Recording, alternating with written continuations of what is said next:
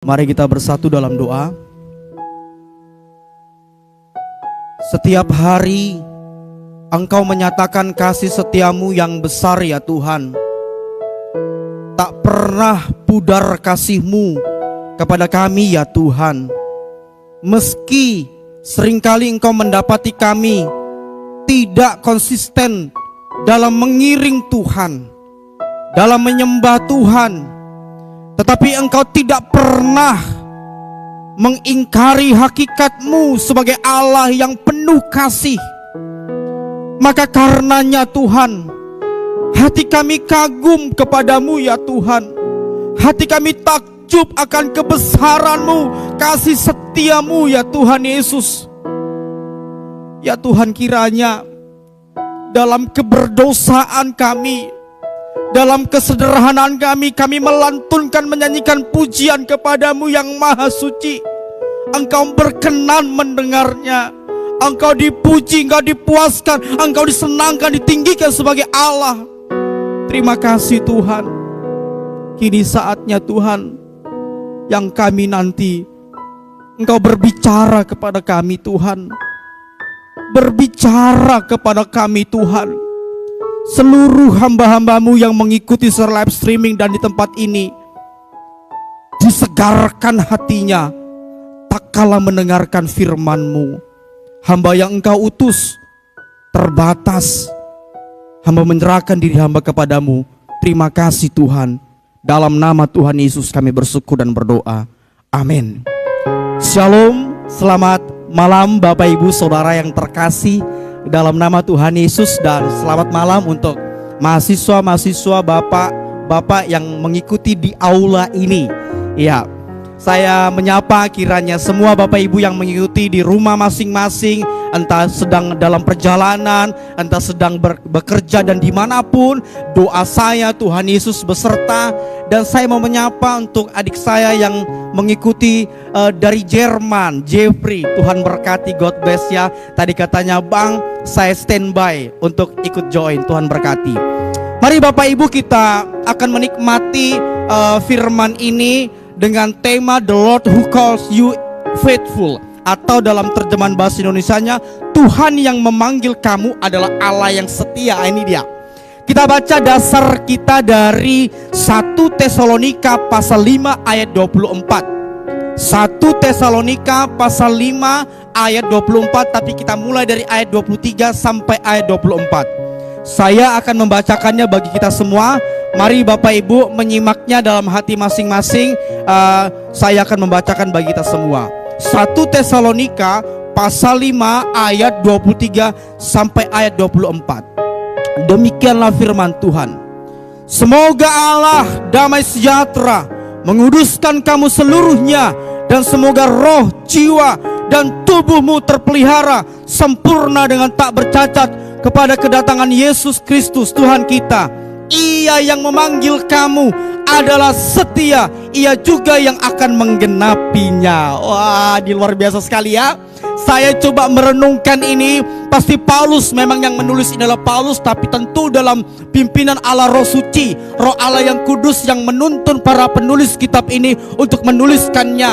Dan kalau saya mencoba mendramakannya, Paulus mengucapkan statement ini juga diwarnai, didasari rentetan pengalaman hidup yang secara manusia sebenarnya pahit, secara manusia sebenarnya tidak mengenakan. Mengapa? Karena Alkitab begitu gamblang memberitahukan kepada kita, kalau kita baca mulai dari kitab dari Kisah Para Rasul yang mengisahkan Paulus dan seterusnya, bahwa Alkitab menceritakan bahwa Paulus kerap kali mengalami yang namanya luka. Paulus kerap kali dia khianati, dia ditinggalkan, dia dihianati, dia mengalami yang namanya kekurangan, mengalami yang namanya kelaparan, mengalami yang namanya kedinginan, kehausan, ditinggalkan, dikecewakan, bahkan dianggap gila oleh banyak orang-orang Yahudi pada waktu itu, karena Paulus berpaling dari pengertiannya, imannya kepada agama Yahudi, dan menerima Yesus yang semula ia benci. Maka Paulus katakan, hei jemaat Tesalonika, jemaatku, ingat baik-baik, bahwa Allah yang memanggil kamu, bahwa Allah yang memilih kamu, Allah yang mengutus kamu adalah Allah yang setia. Dia bukan saja setia, dia bukan saja setia, tapi Allah pasti menggenapi apa yang menjadi janjinya. Wah, ini keren sekali. Ini keren sekali. Ini keren sekali Bapak Ibu. Coba kita merenungkan sejenak Bapak Ibu. Sejenak kita ambil waktu, kita merenungkan. Waktu saya mempersiapkan ini, saya melakukan pertanyaan reflektif pada diri saya sendiri. Pertanyaan begini, mari kita renungkan bersama-sama. Adakah kita dapati dalam perjalanan hidup kita sampai malam hari ini, ternyata Tuhan tidak setia pada kita? Adakah kita dapati dalam perjalanan hidup kita dari 0 tahun sampai malam hari ini, kita dapati dan kita jumpa, kita pernah mengalami ternyata Allah tidak setia? Rasanya gak ada kita dapati momen itu. Karena Allah pada hakikatnya dialah Allah yang setia, Allah yang dapat dipercaya. Ini dia Bapak Ibu. Tadi saya buka Facebook, saya ada baca sebuah tulisan. Ini cukup menginspirasi saya. Nggak tahu ini kebenarannya, tapi ini saya tadi screenshot, ada orang menuliskan, lalu saya coba sharingkan ke sini. Ada satu gambar. Gambar pertama seorang laki-laki yang sedang duduk. Ini hanya cerita Bapak Ibu, saya meminjam cerita ini, kebenarannya saya kurang tahu, tapi saya mau ngambil maknanya. Ada seorang laki-laki yang sedang duduk, lalu tiba-tiba datang pocong hantu mendekati laki-laki itu begini. Lalu laki-laki itu biasanya kan respon pada umumnya seharusnya takut. Laki-laki itu nggak takut. Dia bilang begini kira-kira, ngapain lo kesini? Ngapain anda kesini? Lalu si pocong ini bilang begini, kira-kira begini, ini saya baca sini. Kenapa kau nggak takut sama aku? Kata si pocong itu kepada si pemuda itu. Pemuda itu menjawab, aku sudah tidak takut lagi denganmu, karena kau bukan hal yang aku takutkan untuk saat ini. Lalu kepo lah si pocong ini dalam cerita ini. Lalu kata pocong, lantas apa yang kau takutkan? Jawab si pemuda, aku hanya takut kalau nanti mati kemana aku pergi. Oi, aku hanya takut kalau aku mati nanti kemana aku pergi. Ini juga yang dialami jemaat Tesalonika, bahwa banyak orang yang meninggal sebelum kedatangan Tuhan Yesus. Mereka mulai pesimis karena mereka adalah orang-orang percaya yang baru mula-mula percaya pada Tuhan Yesus, yang pengetahuannya belum sempurna, belum lengkap. Mereka mengalami kebimbangan ketika diperhadapkan dengan masalah. Mereka mulai mengalami kebimbangan ketika mereka menghadapi tantangan. Mereka mulai mengalami kecut hati, mulai tawar hati, mulai semua didramatisir semuanya. Kata pemuda tadi dalam cerita tadi, aku hanya takut kalau aku mati kemana aku pergi. Sang pemuda nampaknya tidak ada jaminan, tidak ada jaminan dalam dirinya kemana aku akan pergi.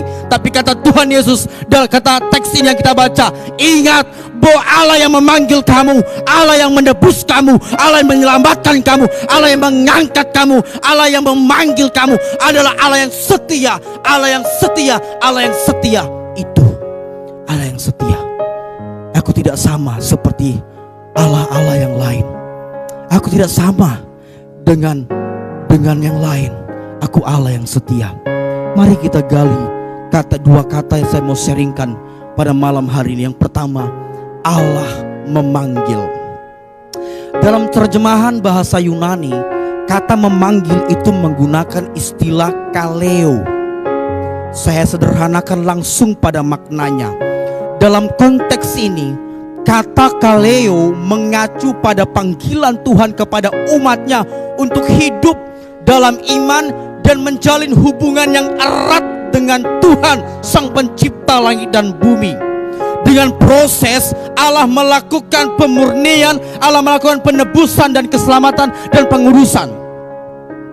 Kemudian makna dari kata kaleo ini saya membuatnya dalam 3 makna. Yang pertama, Tuhan mengundang jemaat untuk menerima dan mengikut Kristus. Jadi sama begini, jemaat Tesalonika, Allah yang mengundang kamu untuk mengikuti Tuhan Yesus.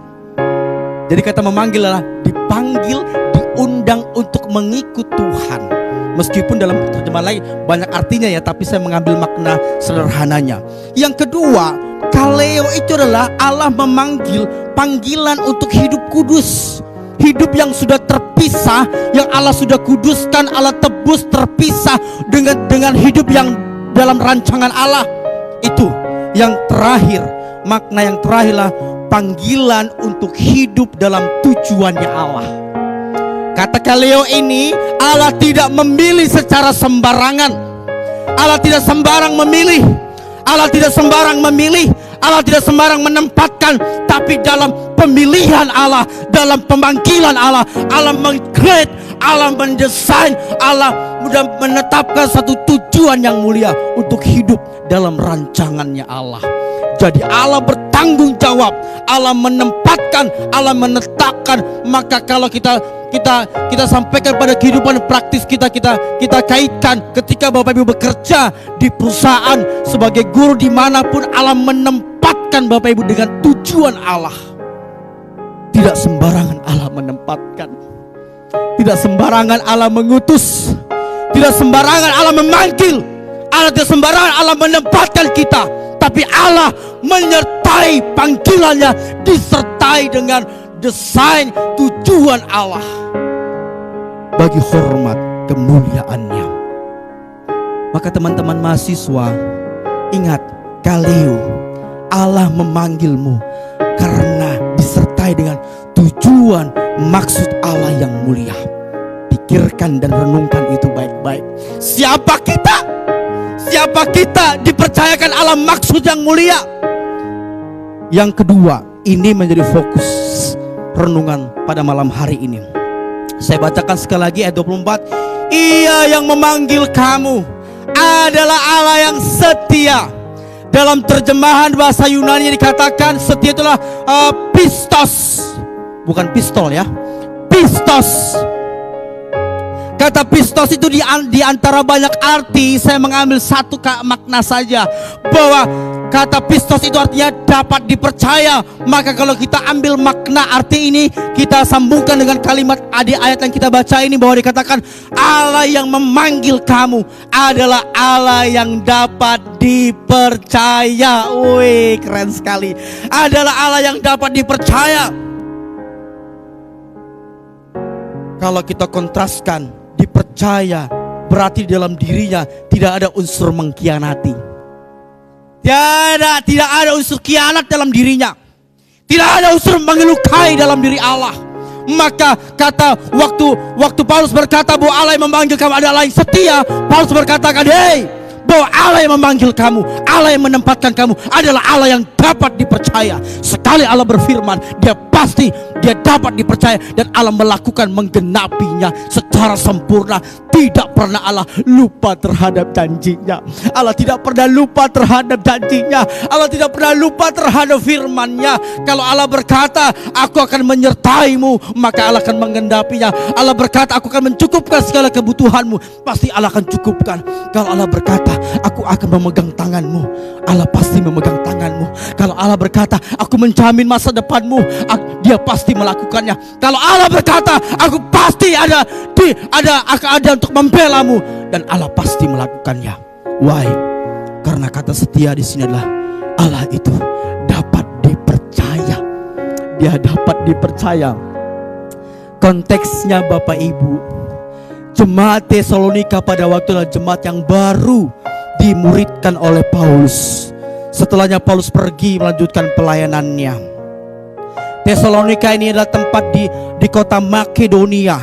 Kota Makedonia itulah kota pusat metropolitan, di mana ada banyak orang-orang di sana dari berbagai macam ras, suku, budaya dan agama.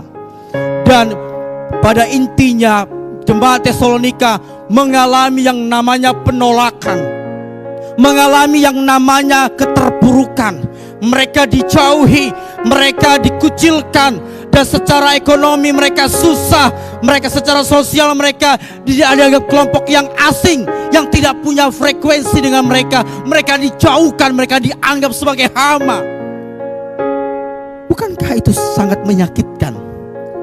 Baru mengikut Tuhan Yesus, baru baper-bapernya, cinta-cintanya terhadap Tuhan Yesus, kok diperhadapkan dengan masalah ini?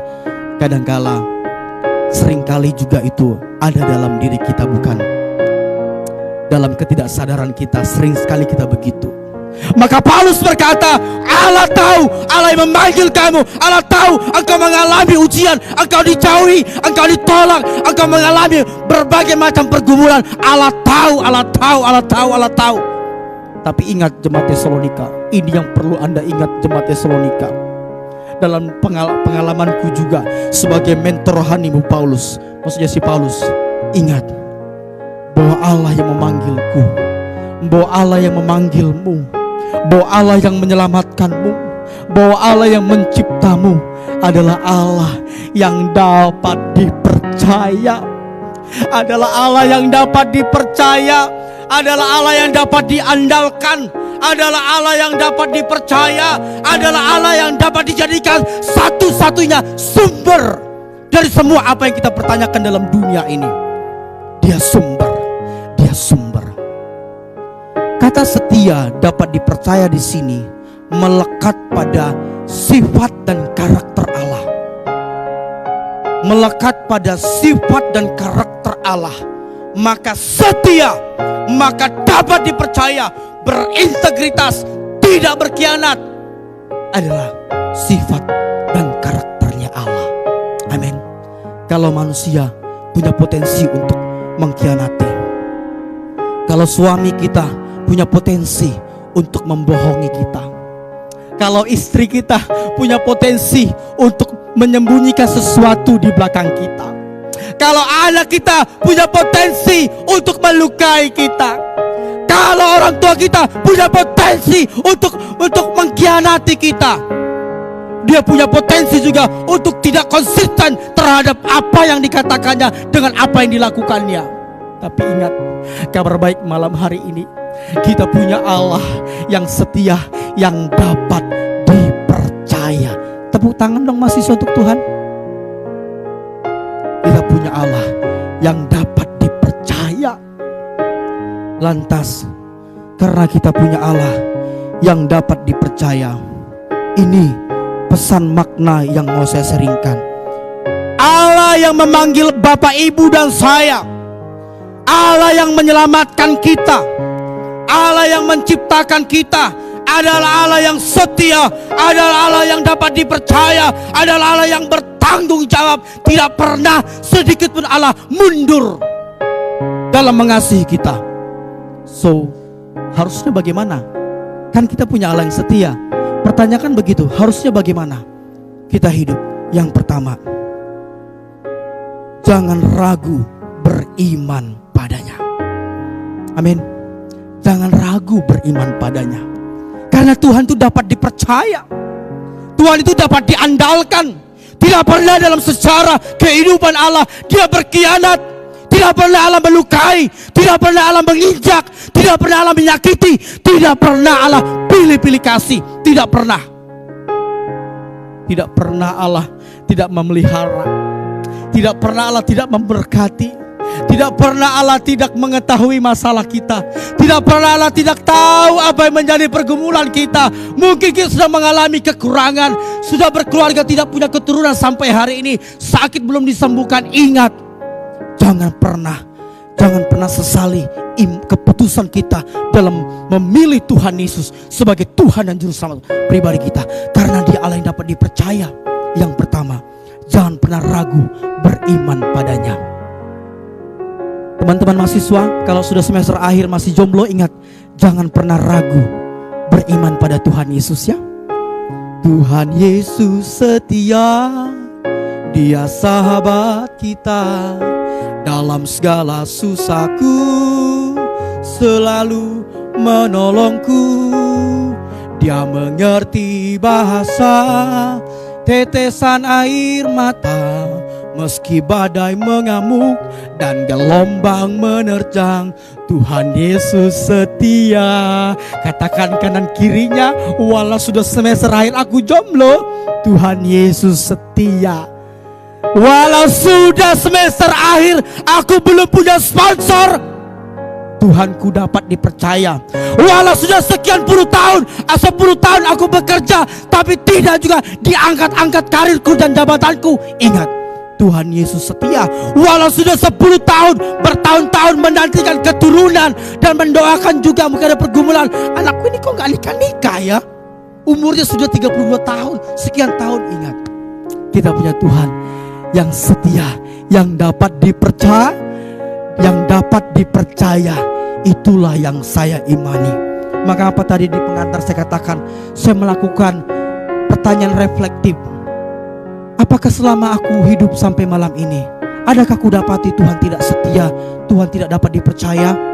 Ternyata dalam perenunganku, aku tidak mendapatinya. Yang ku dapati adalah Allah setia dan dapat dipercaya.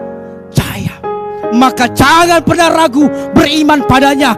Beriman pada Yesus tidak akan pernah sia-sia. Ingat, beriman pada Allah, mengambil keputusan mengiring Tuhan, mengimani Tuhan Yesus, menjadi terang, menjadi garam, tidak akan pernah sia-sia. Karena 1 Korintus 15 ayat 58, segala sesuatu yang kita kerjakan di dalam Tuhan tidak akan pernah sia-sia. Kalau hari ini Tuhan belum angkat karir kita, karir Bapak Ibu, tunggu saja waktu Tuhan. Kalau hari ini Bapak Ibu sedang menantikan keturunan, Tuhan belum kasih, tunggu saja, Tuhan pasti setia. Kalau hari ini anak kita sudah sekian tahun, sudah 30 tahun tapi belum menikah, tunggu saja, Allah setia. Kalau hari ini pekerjaanku kok begini-begini saja, tunggu saja, Allah setia. Kalau hari ini sampai malam hari ini, hari-hari ini kesehatanku kok belum sembuh-sembuh, ingat, kita punya Tuhan yang dapat dipercaya. Jangan pernah ragukan, jangan pernah ragu beriman pada Tuhan, karena mengimani Tuhan itu tidak akan pernah sia-sia. Amin. Tidak akan pernah sia-sia. Yang kedua, karena Allah yang memanggil kita adalah Allah yang setia, adalah Allah yang dapat dipercaya. Maka yang kedua, makna praktis yang saya dapatkan di sini adalah, yang kedua adalah kerjakan panggilan kita sebagai murid di tengah dunia yang penuh kepalsuan ini. Saya ulangi sekali lagi, kerjakan panggilan kita sebagai murid di tengah dunia yang penuh dengan kebohongan ini, yang penuh dengan kepalsuan ini. Kenapa saya katakan mesti? Karena meski engkau akan berhadapan dengan orang-orang yang akan menjegalmu, yang akan menentangmu, yang akan menjauhimu, karena kita tidak sefrekuensi dengan orang-orang dunia ini. Namanya kita tidak sefrekuensi, pasti bertentangan. Namanya tidak sefrekuensi, pasti tidak bertentangan. Yang kedua, kerjakan panggilan kita sebagai murid di tengah dunia yang penuh kepalsuan ini.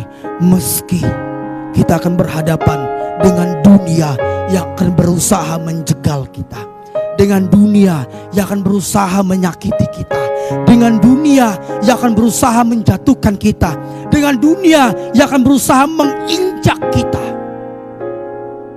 Tetap kerjakan tugas kita sebagai murid di perusahaan, BUMN, swasta, dimanapun, PNS, perkantoran, dimanapun, tetap kerjakan tugas kita sebagai murid di tengah-tengah tempat di mana yang Tuhan izinkan kita ada.